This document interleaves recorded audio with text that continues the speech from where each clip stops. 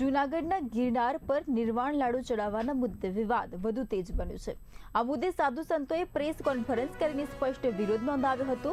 મહંત સુખરામદાસ બાપુએ જણાવ્યું કે ગિરનાર પર આવી પરંપરા ક્યારેય સ્વીકાર્ય નથી અને વર્ષ 2016માં પણ સરકારે આવી માંગણી નકારી હતી।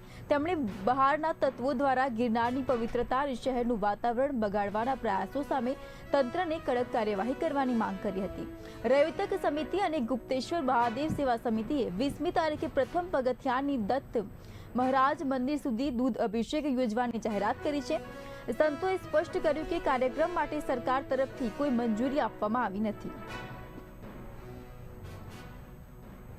આજની જે પ્રેસ કોન્ફરન્સ છે કે નિર્માણ લાડુ જે છે એ ઉપર ગિરનાર ઉપર ક્યારેય પણ થતો નથી અને થાવું પણ ના જોઈ।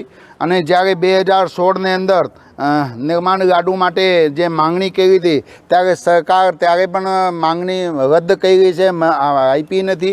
એટલે નિર્માણ લાડુ ઉપર ક્યારે પણ ન થવું જોઈએ અને જે પણ કોઈ બહારના આવારા તત્વો આવીને અહીંયા ઉપદ્રવ કરી જાય, હું અહીંયાના પ્રશાસનને માંગ કરું છું કે આવાઓને ઉપર કડકમાં કડક સજા કરીએ।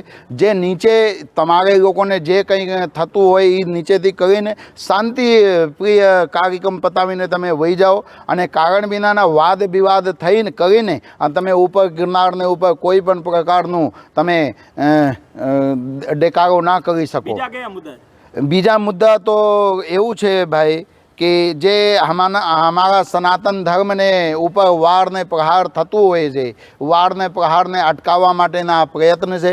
અમે અહીંયા જૂનાગઢના જે પ્રશાસન છે એને પૂરેપૂરો સાથ ને સહકાર આપીએ છીએ અને આજે હમણાં નિર્માણ લાડુનું આયોજન થવા માટેના જે આ લોકો પ્રયત્ન કરે છે, અમારે ગિરનારની ઉપર ક્યારે ના થાય।